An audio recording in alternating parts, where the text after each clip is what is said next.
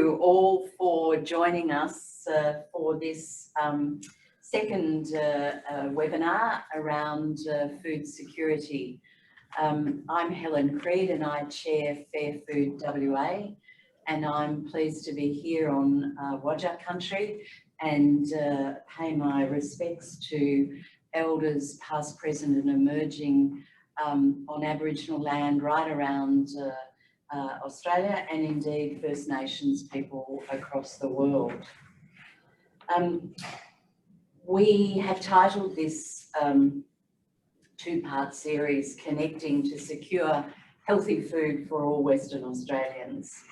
And it's an opportunity for you to learn about the collaborative approach that we have taken with bringing together business, government, universities, not-for-profits, to develop the WA Food Relief Framework and the Food Stress Index.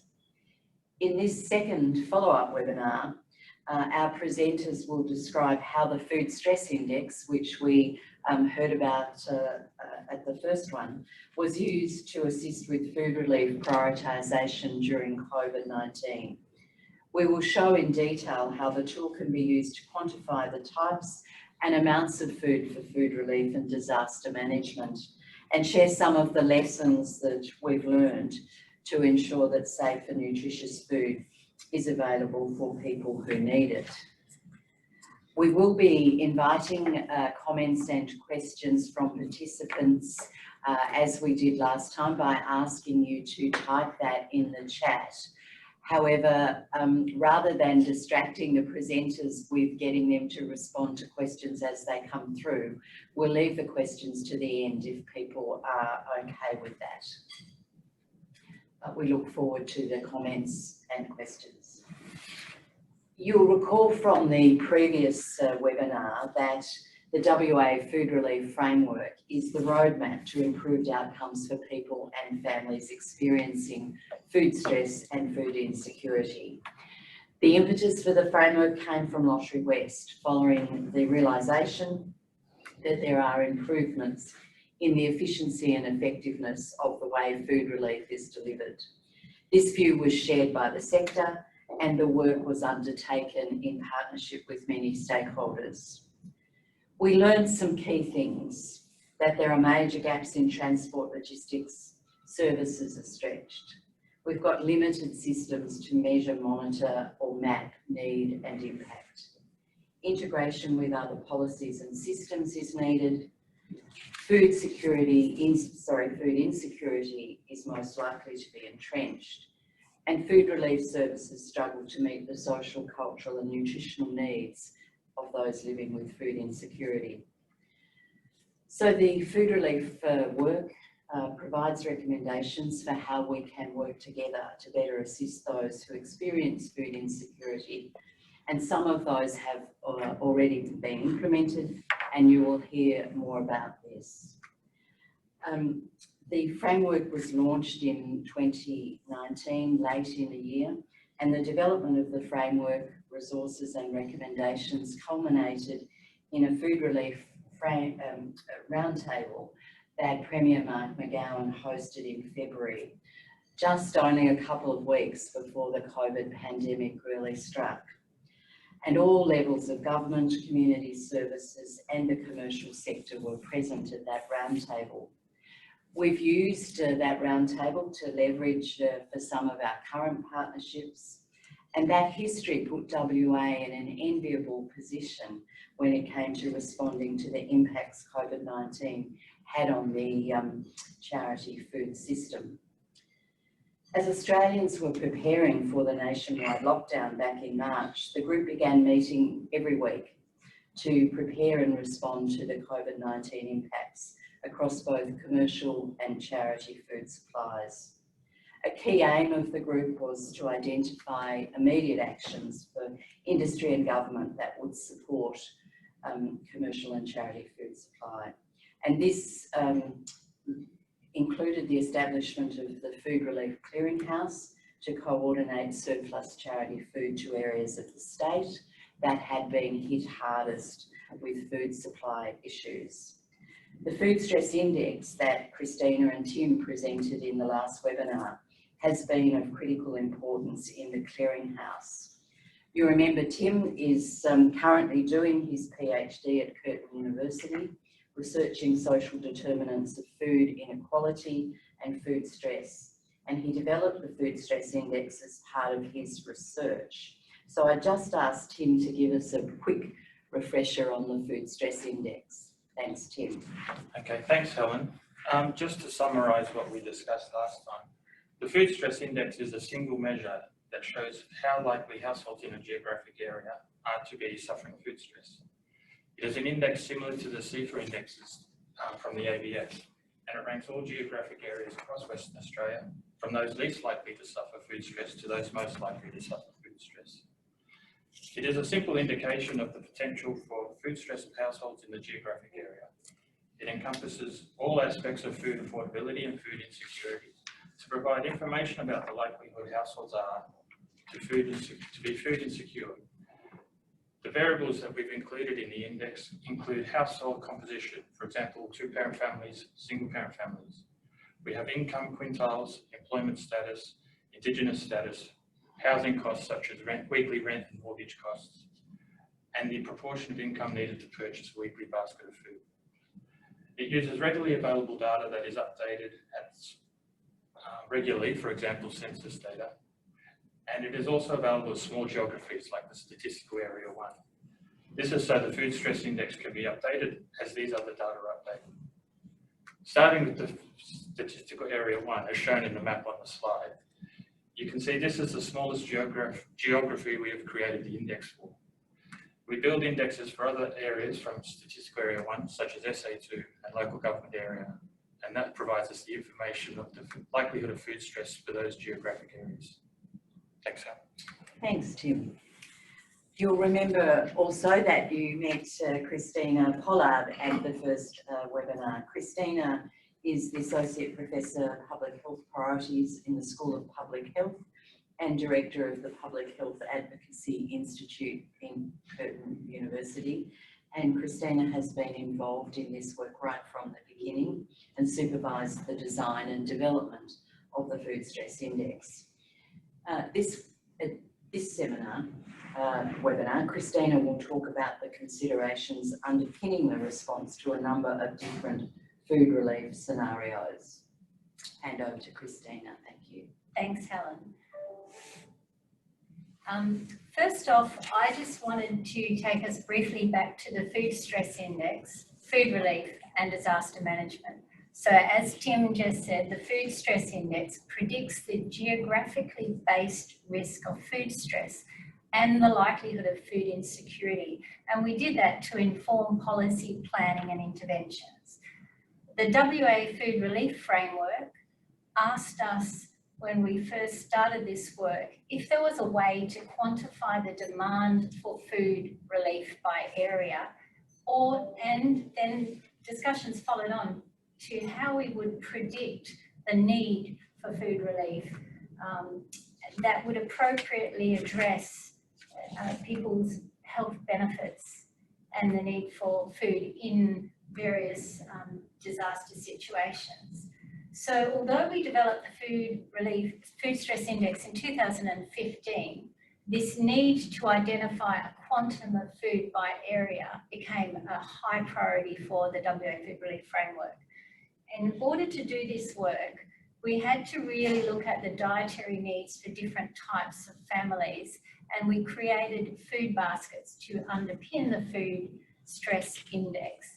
So I'm going to go through some of those and some of the discussions and considerations that have occurred since the beginning of COVID, and how we have addressed some of the disaster management scenarios. Right up front, we need to remember that food is a human right, and how that looks is that people have sufficient financial resources to purchase the food they need, or they are assisted to be able to access safe, nutritious, affordable food in a way that's socially acceptable. So the United Nations sets this out very clearly in the Charter of Human Rights. And governments often step in when there isn't an ability for people to actually access food.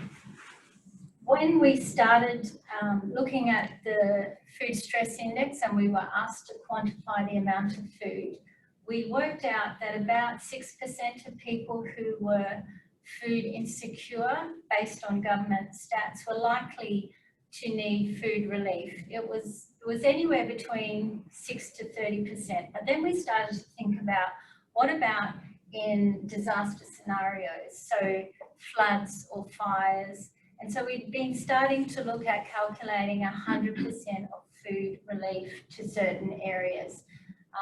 Unfortunately, in the next 6 to 12 months, we actually have seen a couple of these scenarios unfold. So, for example, the bushfires earlier in the year cut off some of the food supply to the Nullarbor and resulted in some food shortages.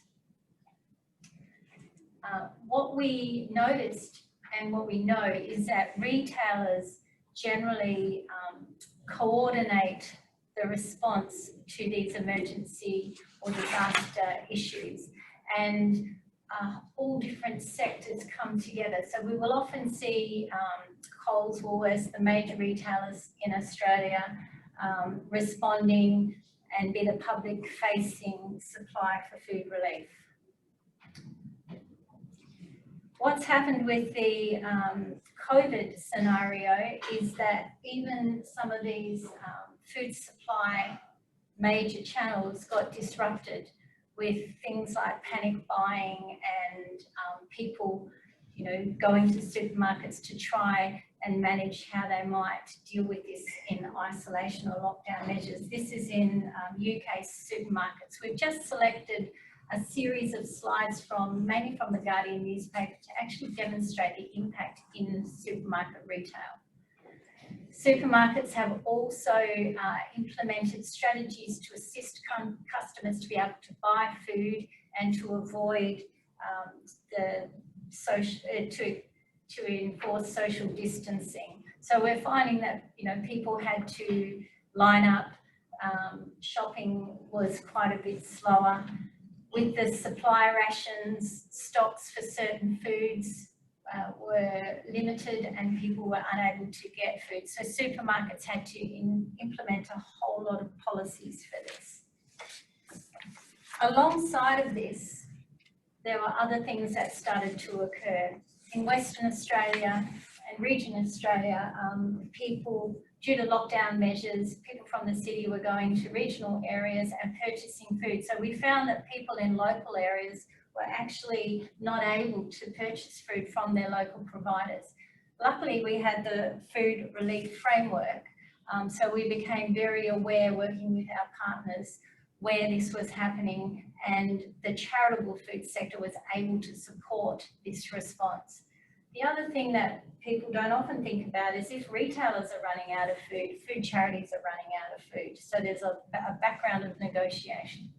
So let's go back to what is needed. If you are going to provide nutritious food baskets, there's a number of public health considerations. There are people who are at particular risk or have particular needs. So infants, mothers, breastfeeding people, people who are very active. Everybody has different nutrition recommendations. When you're developing these food relief baskets, you want to make sure you meet the needs of most of the population. There are religious and medical considerations.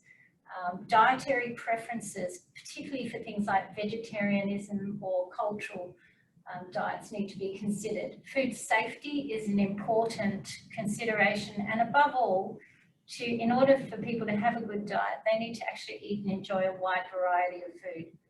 The Australian Dietary Guidelines, when it developed its recommendations, considered the different types, the main types of food patterns that people adhered to. So the omnivore diet, a meat-based varied diet, was the most common. The vegetarian diet was for a proportion of the population. The pasta-based diet actually provided for certain cultures, and the rice-based diet modelling was for the Asian type of cultures. So we knew ahead of time that if you are really going to provide and meet the needs of general population, you really need to have a variety of diets covered.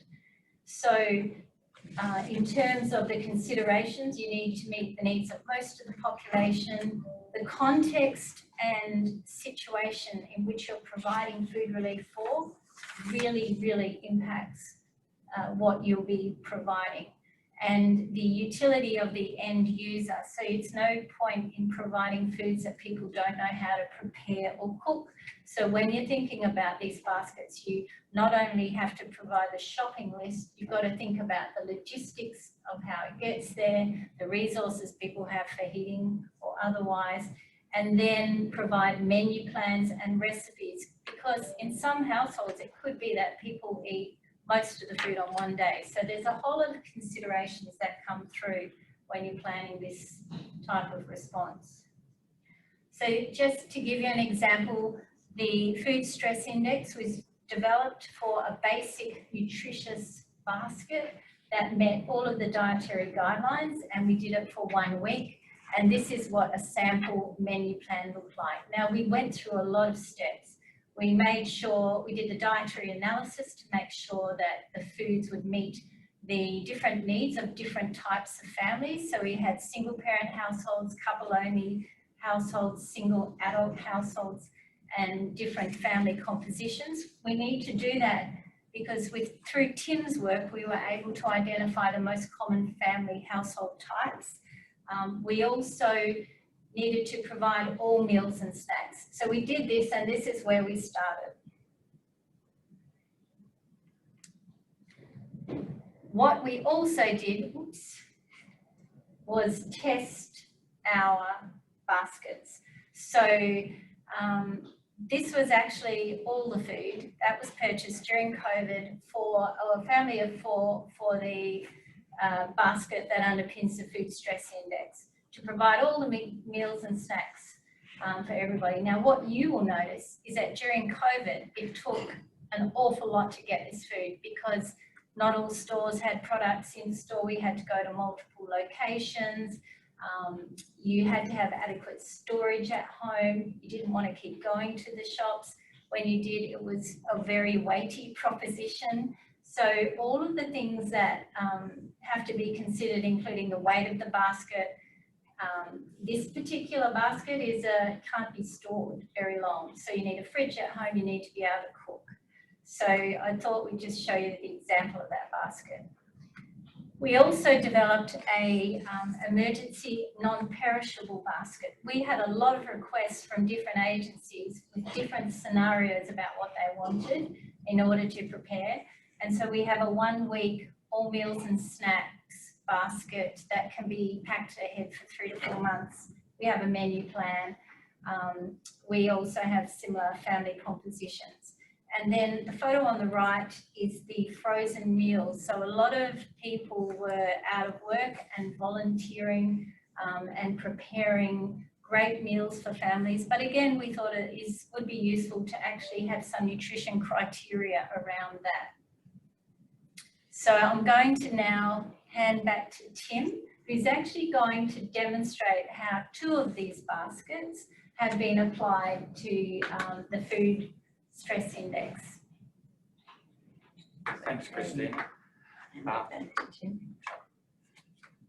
So firstly, I'll just show you the basket Christina was just talking, one of the baskets Christina was talking about. This is the theoretical basic healthy food basket. So this is a list of all the foods in the theoretical basket that we use to create the food stress index.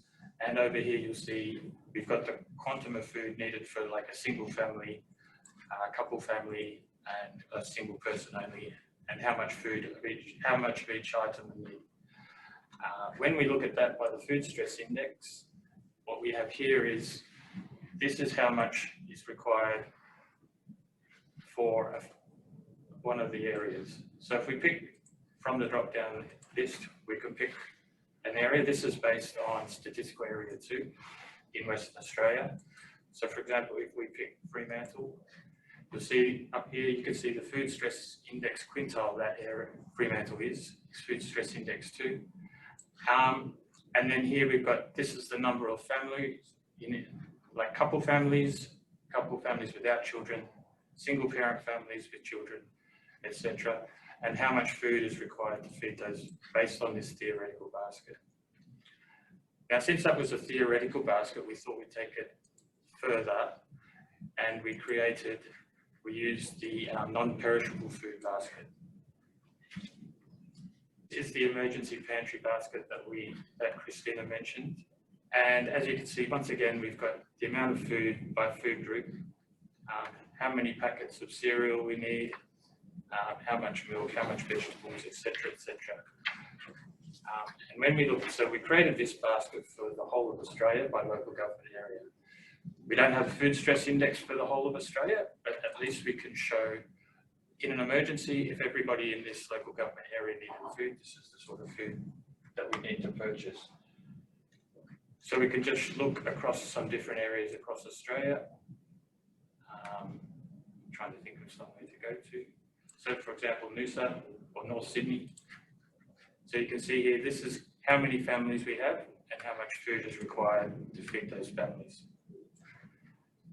Again, we can pick somewhere else. For example, Toowoomba. And again, this spreadsheet updates, shows you that.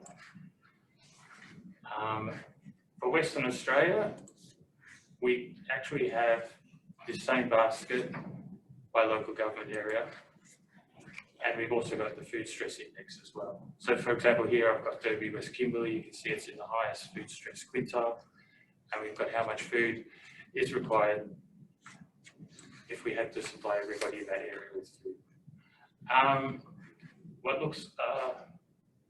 What actually works a lot better for us now is we've created maps to do the same thing.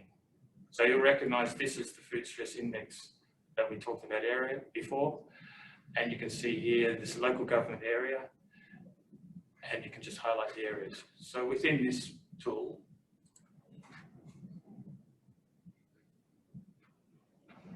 just pardon while it loads up.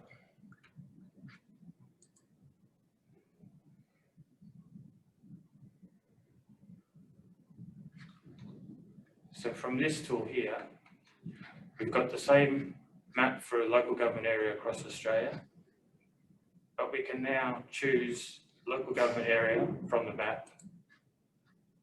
And down here, this updates and shows us how much food is required. So this, I've selected Augusta Margaret River, and you can see once again how much food is required if we had to supply food for that whole region. And we can pick, for example, Halls Creek. You can see there the food stress index is quite high, it's the top quintile. And down here, how much food we require to feed those areas. Now I'll hand it back. Thanks, Tim. Oh, yeah. So we were anticipating that Claire Cook, who is a public health nutritionist and marketer and principal policy consultant at East Metro Health Service and a research associate at Curtin University, would be part of the webinar. Unfortunately, she's not well, but Claire has worked with Christina and Tim on public health nutrition priorities during COVID-19, and so we wanted to acknowledge Claire's contribution to this work. That Christina is going to share with us some key lessons that we've learned so far on working on this. Thanks, Christina. Great, thanks, Helen. So East Metro Health Service and Curtin University staff have worked together to develop the baskets, and we've had a look at what we've done, and we have some lessons that we'd like to share as part of this work. So lesson 1 is learn from the past. I'm just going to try something here because I've got. So we there's a great paper written that reflects on the response to the 2011 floods in Queensland, and a food pantry list was developed as part of that. That list was for families who really wanted to have some in their pantry, a list of foods that would be suitable if anything happened, and they became the victim of floods. We looked at that pantry list because that was actually the only list of foods for disaster management that existed in Australia, but it was for a particular context. So that is the basket that we have adapted and applied to the food stress index that Tim just showed you. We also looked at other countries. Obviously, other countries have had a long history of disaster, and some of them have some resources that have been quite useful. However, there generally is a lack of food-focused recommendations for the types of scenarios that we are facing in this country, or in fact, across the world right now. Our second lesson is really to listen and look at public health, nutrition, science base for this exercise. So the research we've done today has been evidence informed. It's based on dietary guidelines. Public health nutrition has an understanding of food supply, dietary assessments. Everything we've done, we've assessed the suitability to meet dietary requirements. It considers social and cultural aspects of food, and really seeks to understand food literacy. What capacity do people have to deal with food? You can't provide them food if they can't cook or prepare. That's another consideration.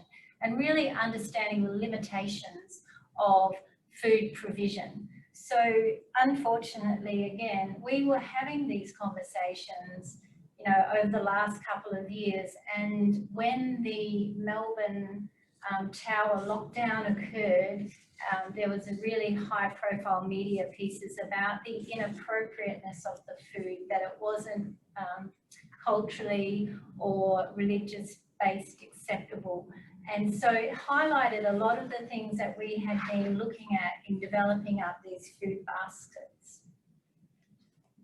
The next lesson is really around collaboration, and it's key. So during the lockdown, during the COVID response, and even before with the WA Food Relief Framework, we had the opportunity to work across government with community sector and with to engage commercial and corporate sector. This is absolutely essential in this space.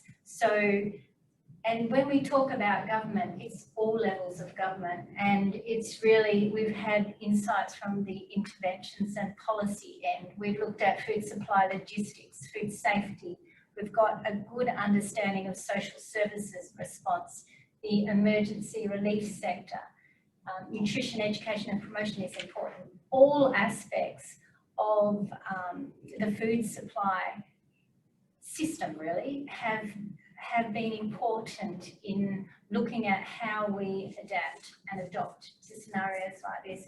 Particularly important is part of Claire's work, which really looks at the role of supermarkets, because often people don't think of supermarkets as underpinning these responses, or even as supporting food relief or agencies.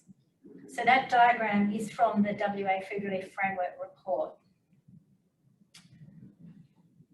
The other lesson is be ready rather than make do. So you cannot respond to a crisis by planning. You have to have a plan ready to implement.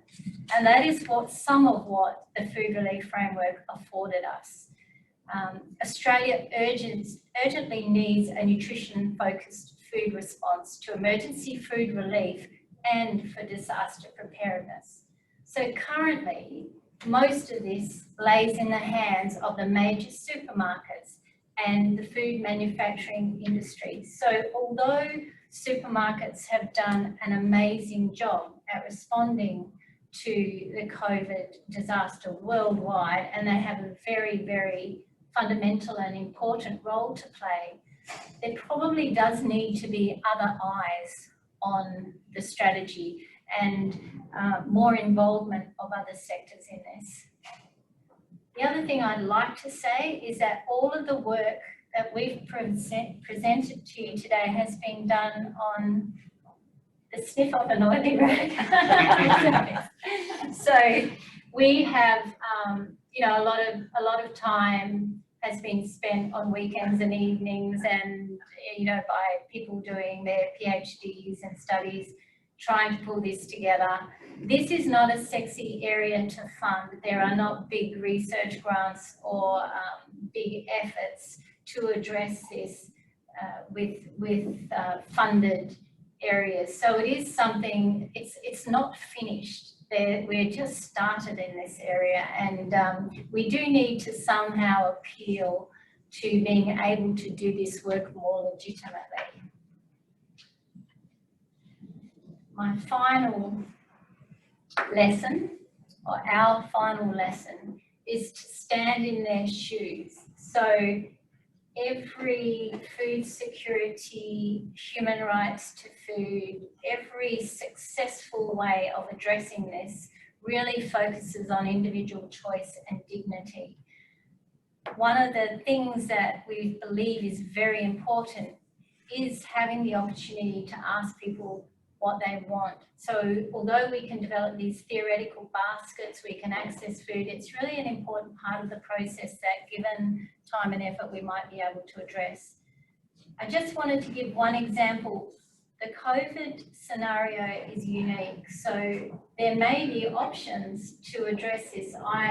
During the cordoning of people are in their own homes. They usually go shopping. They have supplies in their pantry. One of my colleagues works for a company, and I saw her business, and it was completely filled with baskets of food, and I asked her what she was doing, and she had people who were from other countries who live in WA, and she was providing food for them because they were quarantined after travelling back from other countries. So I said, well, how did you decide what to provide them? And she said, well, I asked them, I rang them, and I said, what's your shopping list? And I go shopping for them once a week.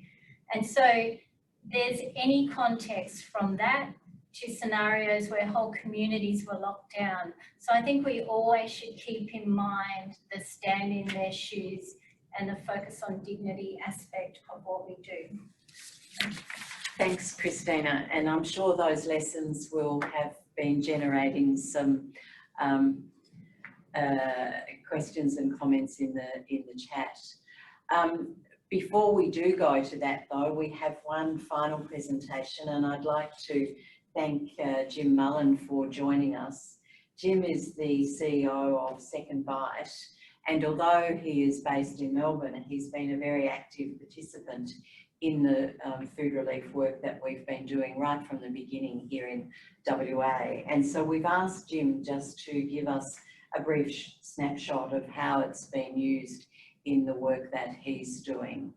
And in handing over to Jim, we, of course, most of us here from WA on this hook up us sending you our best wishes and thoughts given the situation that you're facing in Melbourne. Thanks, Helen. I need to start by saying it's been my enormous great privilege to work with the group in its entirety, and I am a huge fan of the work of Christina and Tim. So to paraphrase Elizabeth Barrett Browning, let me count the ways. We started this process on the basis that everything that is fed into every part of the system about the state of food insecurity across the country is primarily anecdotal. We have stories and theories, and we have bits of undisconnected information about what's happening all across the country, but there's nothing really, there's no bedrock information. And the creation of both the stress index, the food stress index, and the basket has done two things. One, it kind of understanding the maximum allows you to then calculate back depending upon indicators like levels of deprivation and growing unemployment and economic circumstances to begin to picture what your response is going to need to look like right around the country. And we've never had anything that suggested that it was possible for those metrics to be more closely calculated, and so the food stress index has been really important. The basket has been important from the point of view that the emergency relief, food relief organisations, one thing that COVID has done is it's made us as aware of food security as it has food insecurity.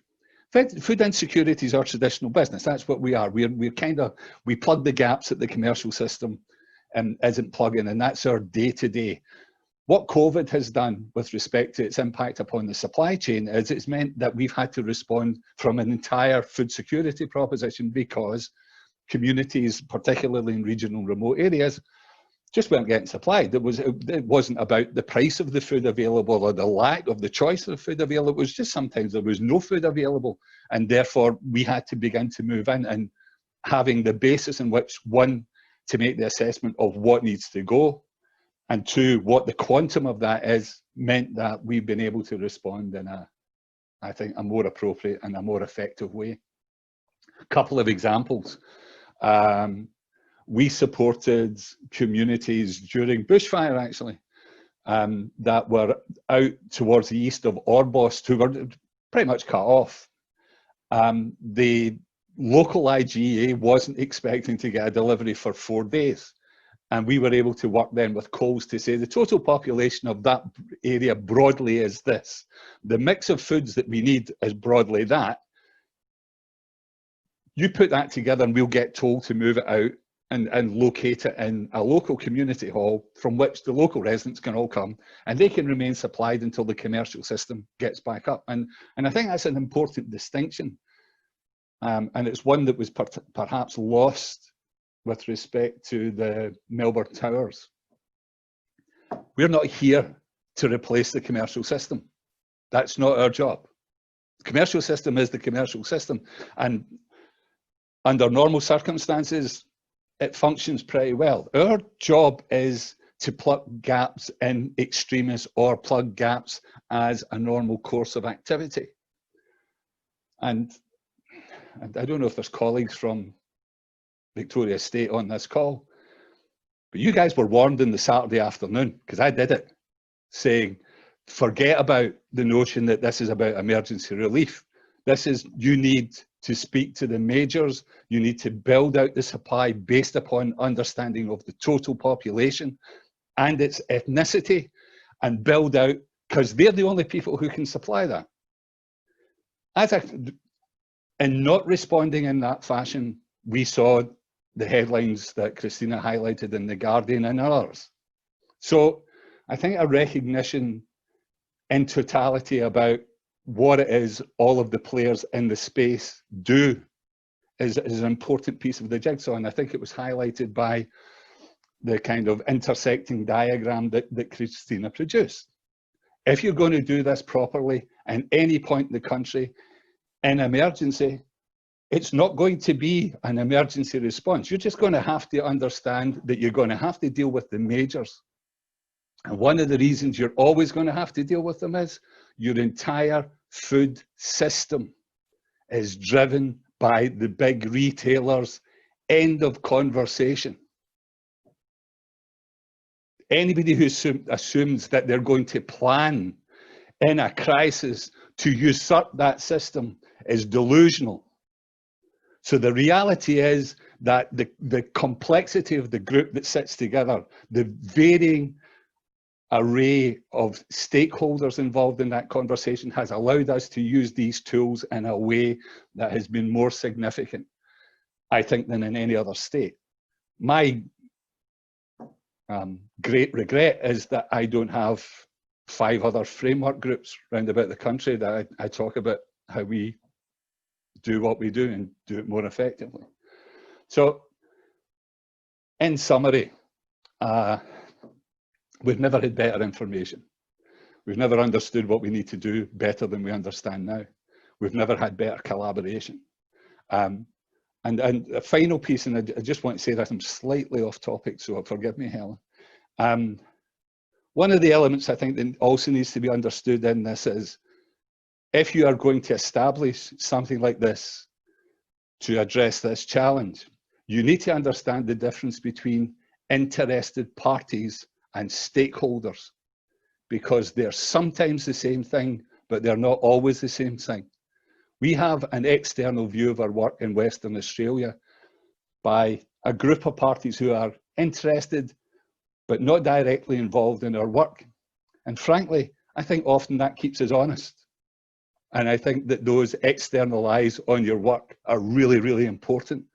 And frankly, beyond food, we would make better decisions in a whole range of policy areas if we constituted groups to work in this fashion. So here endeth the lesson. Thanks very much for giving me the chance to do this, but these tools are unbelievable, and to have come so far in such a short period of time is just sensational. Thanks, Jim. Appreciate those comments. There are some issues coming up through the chat, and I'd perhaps ask Christina to respond to the question from Petra from Denmark, the Community Resource Centre in Denmark, about accessing the Denmark data. And so this is a question I suspect a number of people have got. How can we get this information for our own area? Yes. Christina. Well, I think we have this question a lot, that people want to be able to access and use the data immediately. And each time it is a little bit of a case-by-case scenario. So if Denmark, Petra, or anybody wants to email myself or Tim, then we can respond. We're endeavouring to try and find a way to make this available on a more public platform, or available in a way that everybody can have it. However, we haven't got there yet, but in the meantime, due to our commitment to address these issues, we will work with people. Okay, thanks, Christina. And right at the end of the presentation, we will put up Tim, Christina and Claire's email addresses, so they're happy to be contacted directly. We've also had a question from someone who missed the first session, who's asking about the variables, the inputs for the food stress index. And you're right, it was covered in that. And I just ask some assistance from Ashley or Jenny in terms of how can people get access to that first session, given it was recorded. Look, we've already sent that around, Helen, to our people who were on the first webinar. So what we'll do is attach it to the link to this webinar. Okay, so if there are people on this second webinar, you'll get it through the link. Good. Thanks, Kelly. But Tim, do you want to make any brief comments about that, or leave it to look at the presentation? I briefly covered those variables in the first slide that I spoke to. So it's mainly around housing costs, Indigenous status, the composition of the family, the income, and the proportion of income needed to purchase a food basket, in a very quick summary. Thanks. But certainly, as say, we will add that link so people on this webinar will be able to get access to that first webinar. And there is a question from Leslie from the City of Albany around food waste and the supply of seconds. Christina, that currently happens. Do you want to perhaps explain in a bit more detail? Well, actually, I was thinking the King of Second Mile might like to respond to that one. Can you see that, Jim? Can you see the question, Jim, on the chat? It's with the amount of food wastage that Australia sees, with agriculture pressured by major food chains to supply only perfect food, is there any plans to purchase and supply seconds produce which is still healthy, fresh, fantastic food. And that's come from Leslie at the City of Albany. So Leslie, thank you for the question. The answer to the question is that's already happening. And it's happening to a greater degree year on year. You're right, the reality is that all of horticulture is predicated upon hitting a retail sweet spot, which is probably one standard deviation either side of the mean in a curve. So all of this other food is produced routinely. The commercial opportunities around that have been tried and tested by a number of organisations, but none have really got off the ground. However, what we're beginning to do with the cold supply chain and with other partners is, as part of their buying process, we are now accessing the kind of seconds, thirds, to aggregate them in a more significant way. To be fair, Food Bank have also been in this space for some time, so we do more and more in this space. We're looking at ways in which we can begin to incentivise that process. I think we need to have some conversation around the potential use of DGR1 status and tax as a mechanism for liberating more of that food. But that is, frankly, if you want to solve food insecurity right across the country, that's the conundrum you need to solve, because that's where the supply actually is. So we're all focused and working at different levels on that particular conundrum. But I think that you'll see over a period of time, particularly in Western Australia, more and more of that food becoming available. Thanks, Jim. And you'll see that Greg Hebel is also contributing to this conversation through the chat. Greg is the CEO of Food Bank, and again, one of the key members of the work that we've been doing. Christina, you wanted to add something there? I was just going to say that one of the things that COVID has brought with it is an opportunity for some of the food relief agencies to purchase food with funding from government, which has actually turned around a little bit the ability to provide nutritious food, because previously one of the issues was that the food relief sector was relying on donated or surplus food, unused food from supermarkets. So it was useful having the baskets and the food stress index pointing to those types of foods, and hopefully going forward, now that they've been able to see the value of having nutritious foods in a system like that, we'll have greater access to that. Okay, thank you.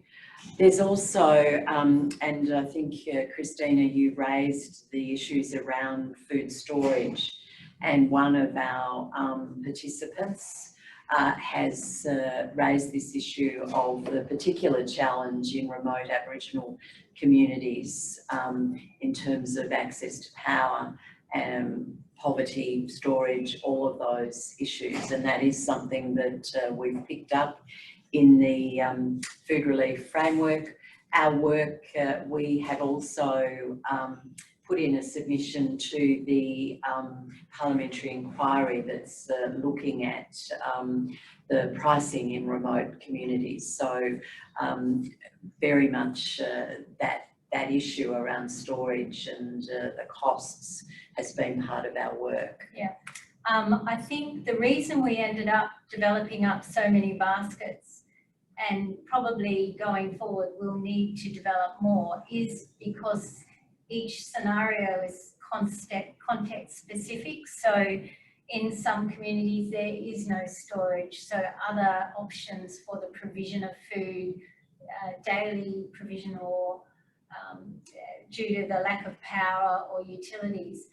We have spent time looking at that for the emergency pantry basket, and the food system nature of this is really obvious. Claire Polker prepared a basket that could be stored 3 months ahead and prepared without many utensils and without storage.